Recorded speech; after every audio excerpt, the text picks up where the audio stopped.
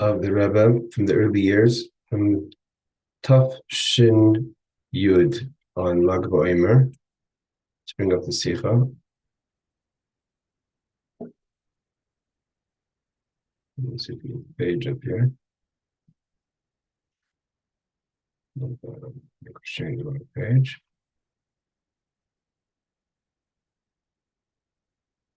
Here we go. Yeah, there it is. Okay. So we're learning the Sicha from Lag BaOmer. We'll learn it over this week. It's very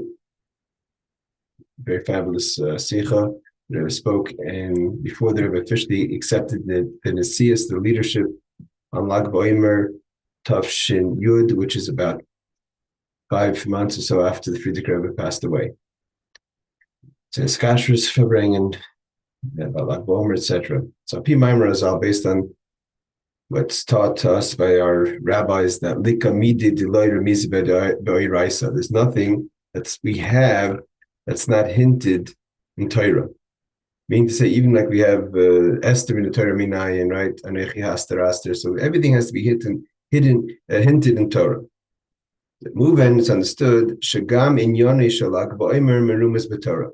So even though Lag BaOmer happens after the destruction of the second Beis HaMikdash, the passing of Reb Shimon Bar Yochai, but the fact that it's such a big Yom Tov, there has to be some sort of hint to it in the Torah. The Torah HaChasidus Uva Shnei Ramazim al Lag BaOmer. In Chassidus, it gives us 2 psukim that will hint to us about the idea of Lag BaOmer, and the Rebbe is going to explain how the hint is connected to the message of Lag BaOmer. We have Ad Hagal Hazeh, that in the disagreement when the final meeting that we know of Yaakov and Lavan. So Yaakov leaves Lavan chases, and they meet and they come to some sort of agreement, and they make a gal. A gal is a heap of stones to be a sign that you don't pass this. You don't pass this bound. This is the boundary. Yaakov doesn't go east, and Lavan doesn't go west. They separated from each other, and the monument that represents this agreement is the gal. A gal is a heap of stones. Beis, a second pasuk that we have. So what's the idea? The gal is the same letters as lag. Gal and lag, so it's 33. So the gal is the sign, a hint of Lag BaOmer. We'll see what the connection is. We also have gal einei va'abita nifla'os mitarisecha. Lift up your eyes and look at the wonders from Torah. So again, we have the word gal, and like the Rebbe says, gal is oisis lag. The gal is the same letters as Lamed Gimel, which is the 33rd day of the Omer, which is a hint to Lag BaOmer.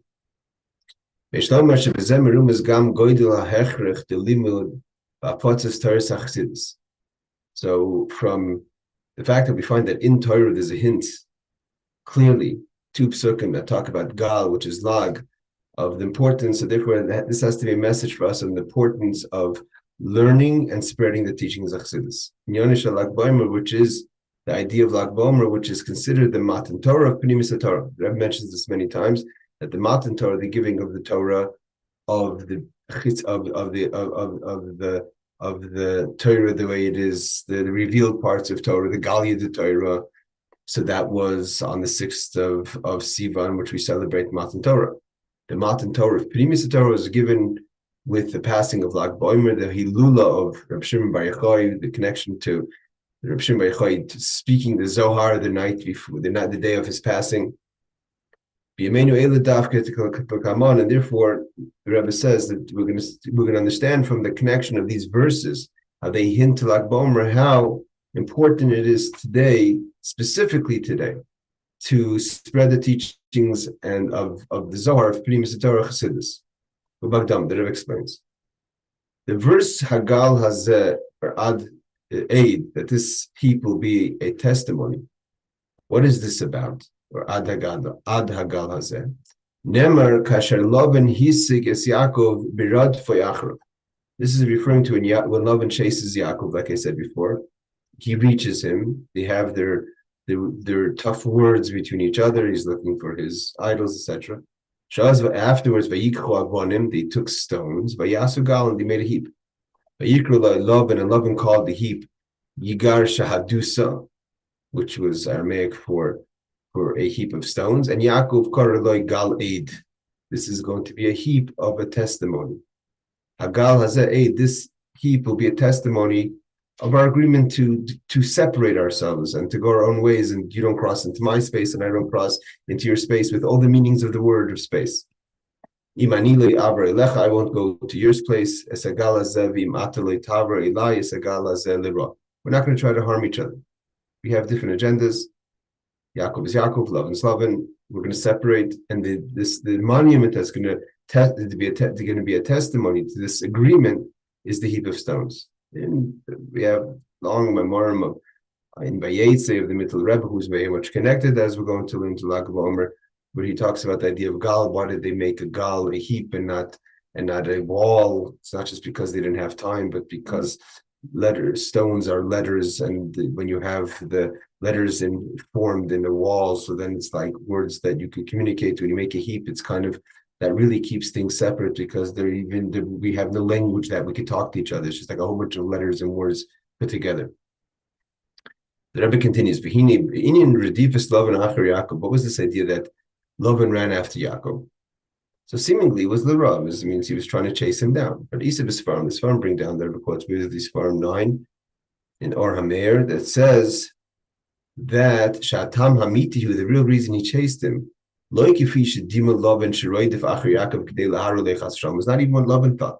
Lavan thought he's going to chase him down to harm him. Because when Yaakov finished his Avodah, the time he had to do and the mission he had to do in Charan, which was the city of Lavan, there were sparks that Yaakov kind of left behind, whether he didn't engage them, what have you. So Lavan pursues Yaakov to give him those last sparks that Yaakov didn't engage or didn't take with him. Lavan came to give it back to him, whether he was conscious of that being the reason or not. That's not the point. So like this, Charan is totally, so to say, empty of any sparks. Like the Jewish people left Egypt, it says they left it. The Gemara says they left it like a pond without any fish, and a storehouse without any wheat. And the Rebbe says this is similar to our times. That we're holding the footsteps, the heels of Mashiach. As my father on the previous Lavich Rebbe said, that Mashiach is standing on the walls of galus, of exile. That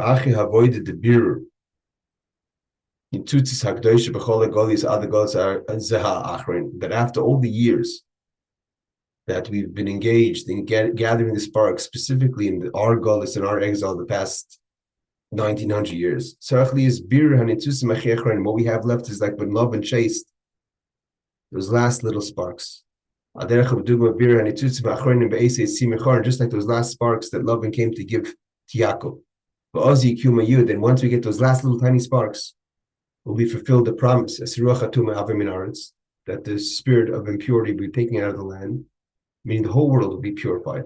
The BS Mashiach with the coming of Mashiach speeding in our time. So the Rebbe says, because we're holding those last minutes, we're getting those last few sparks, moving is understood. So we need to use all our force, and therefore we have to reveal, in order to get these last sparks, the hidden secrets of Torah that is going to help us get over the line.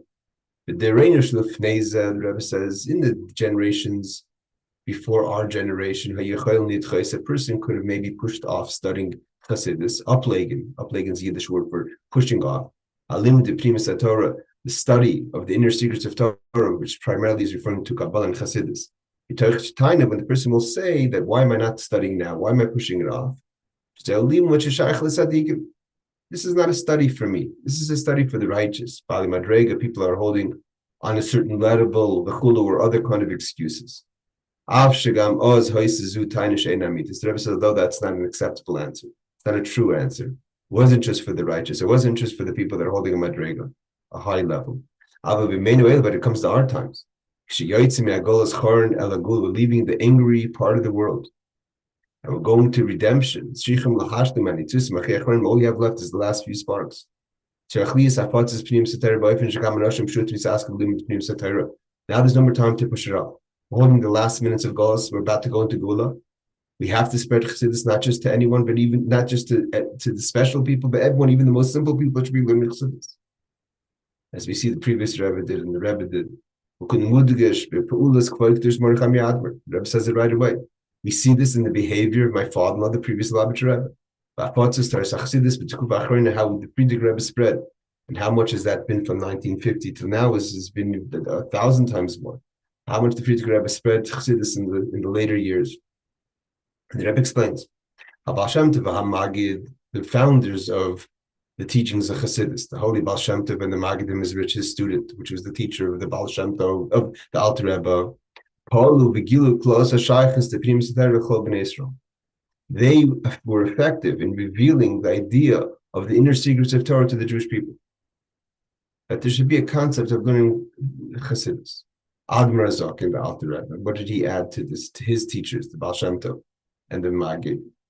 He was affected with Gila, and he revealed it's not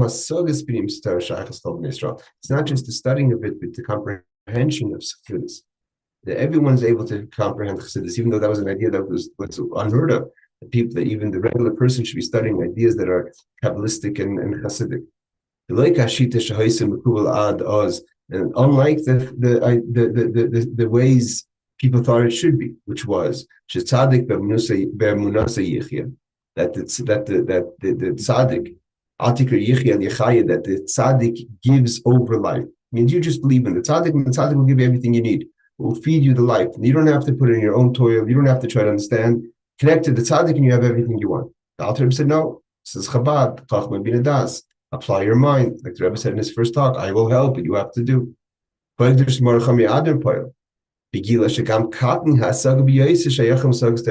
Alter Rebbe said that this is an idea of comprehending Chassidus in general. The Friedrich Rebbe said that everyone could understand Chassidus, even the most simple-minded person, that maybe even in the days of the Alter Rebbe and the Rebbe's afterwards, even the teachings of Chassidus were for the Bali Madrega. The Friedrich Rebbe says everyone could understand Chassidus. That's why we have it explained in all languages and explained in all levels. In our generation. Those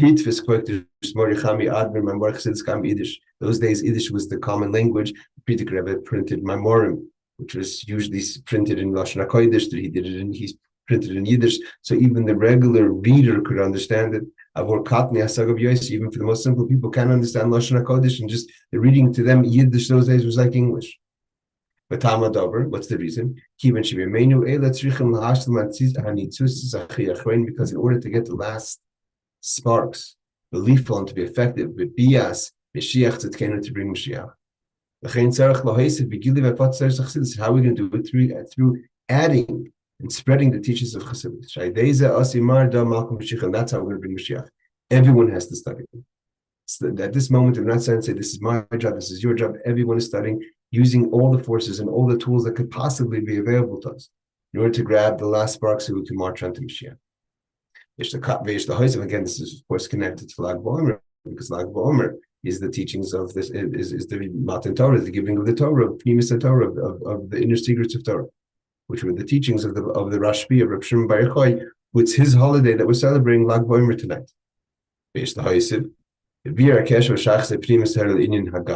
So so we know that the idea of Lag BaOmer, we understand the message that Lavan came to give Yaakov the last spark. So we see that interaction was connected to Lag BaOmer. What does it have to do specifically with the gal, with the heap of stones? The Rebbe explains, so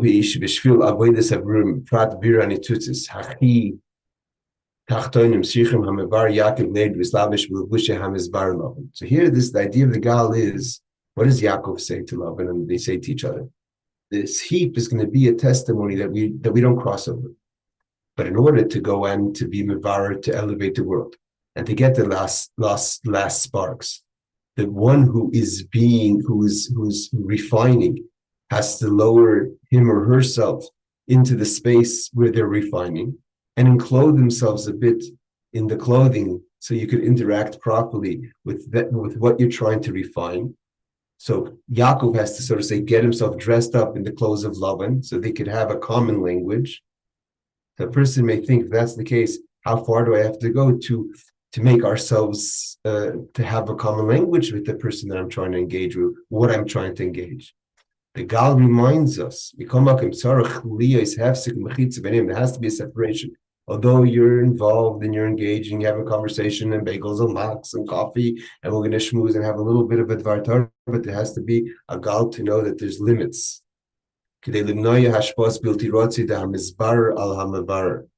That we have to make sure that the one who is getting refined doesn't affect the one who's refining. Remember, you're the one who's mashpia, you're the person who's giving, and the person's receiving. You're supposed to affect the person's not supposed to affect you. If you're going to engage in someone, and the outcome is going to be that you're going to be affected by the person you're trying to affect, that's not okay. And that's what the Gal reminds us. The heap reminds us, well, 1 second, remember your position, remember what your mission is. That's the heap of stones. Yes, I'll get dressed. We'll have a common language, but the essence of me is not crossing over. And you're not going to try to hurt you. I'm not going to get affected by you. I'm going to affect you. The Rebbe explains, and this applies not just to a person affecting the next person, but to a person who's out there being mevar their space in the world, right? You go out to the world, you have a job, you have interactions, you have food, you have all these things. You're supposed to take and find the sparks there and bring them to holiness. A person has to be involved in the world. Like we learned yesterday in the Gemara class, when Reb Shimon Bar Yochai came out of the tent, out of the cave, and looked at and burnt the world up because he said, "How are you involved in the world?" That wasn't a derech tov. It wasn't the right way. You have to be involved in the world because that's how you get the sparks, which means achila, v'shtiya, v'demem, eating, drinking, etc. And then you refine your body, which is who you're being mashpia on, your body and nefesh b'hamis, your animal soul v'chelka ba'olam in the place of influence. At the same time, remember that you're trying to affect the world and not that the world should affect you. And you have to have a separation fundamentally and within your mindset of the material and the coarseness of the world. Lieda, the person must know, he or she. The only reason you're engaging in these things is to elevate them. But the truth is you have no real connection to these worldly things. When you have that gal, that sign in your head that you know, I'm affecting the world's not affecting me, that makes sure you don't get affected by the world. On the contrary, the job is to turn the world into a vessel for godliness. As the Torah says, like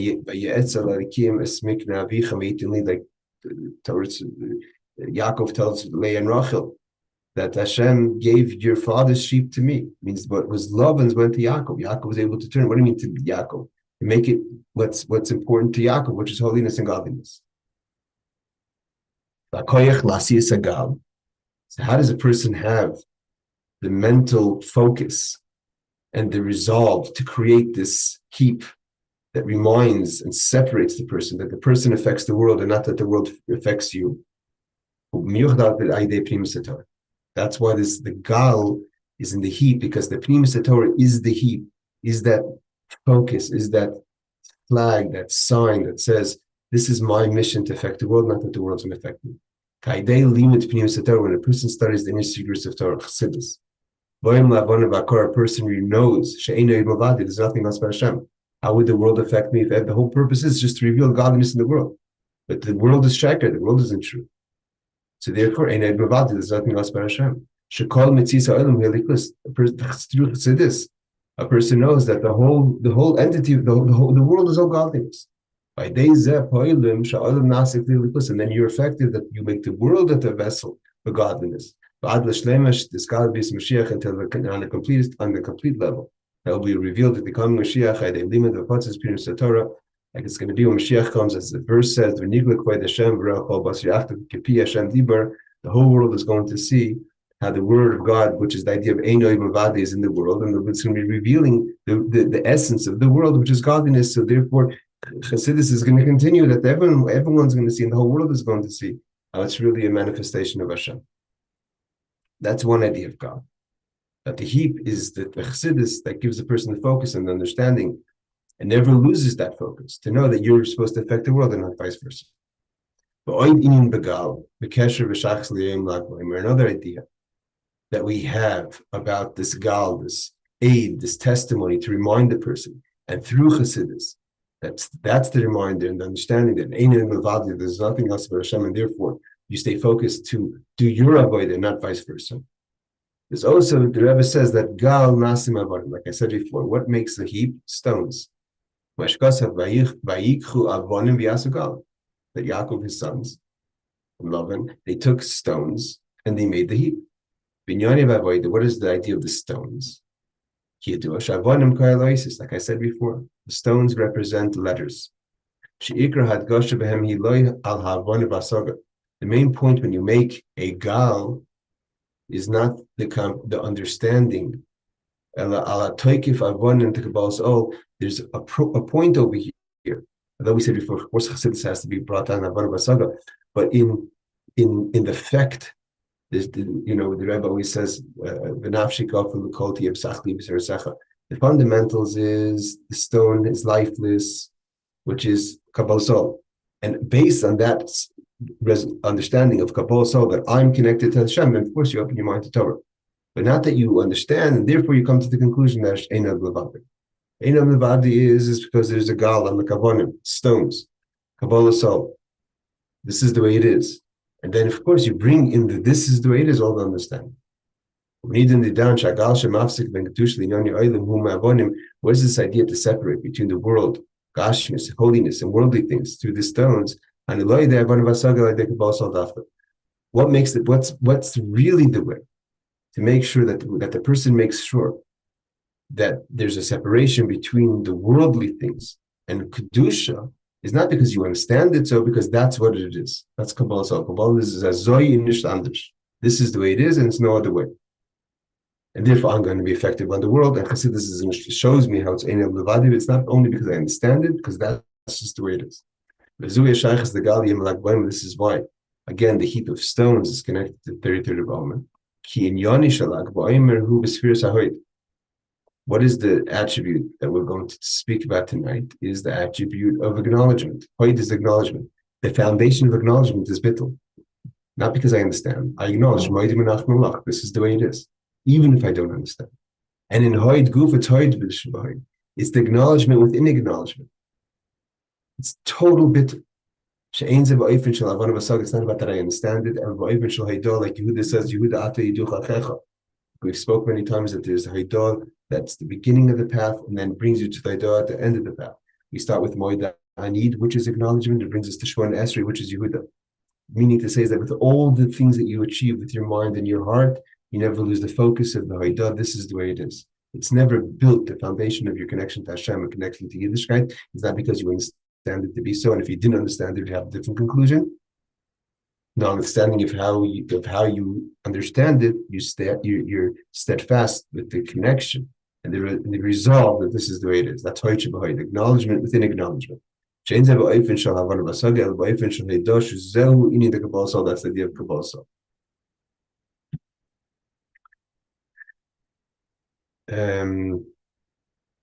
See if we go a little further, which is the next Sicha. Yeah, the Omer Sicha. Again, this is the talk that Rebbe verbringt on Lag BaOmer Tafshin Yud, 1950. The Sichas Lag BaOmer Tafshin Aleph. The Rebbe says in the talk of Lag BaOmer of 1941. Omer Kvagdish Zman Admer, the Friedrich Rebbe said then, Lag BaOmer hu b'Sefiras Teferes b'Tferes. The Lag BaOmer is also Teferes b'Tferes. We just said the Lag BaOmer is Hod Shevahod. And Friedrich Rebbe said it's beauty of beauty, which is one of the highest levels. Teferes is Shem Avaya. How could that be? How could it be both? The Rebbe explains. Up here say that Sefiras HaOmer, if we start counting from Chachma, from Chesed, and by the time we get to the 33rd day, we start from the highest of the Midas, we go down to Hod Shebahod, that even we penetrate the acknowledgement. But if you were to count Malchus Sheba being the first night, going from below up, so then the Lag BaOmer we're going higher and higher in our Midas as opposed to the lower.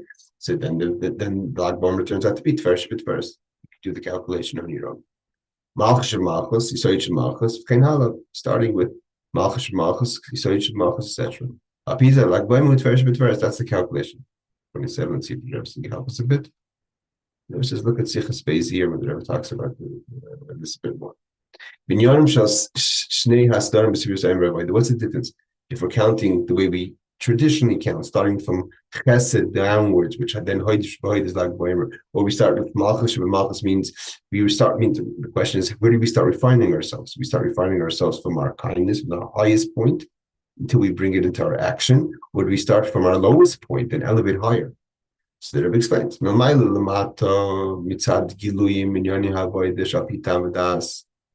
So he says the difference is, that's very same. If it's talking about milmaila lamata, starting from chesed downwards, is mitzad giluim from the perspective of revelation. If we're talking about logically approaching it,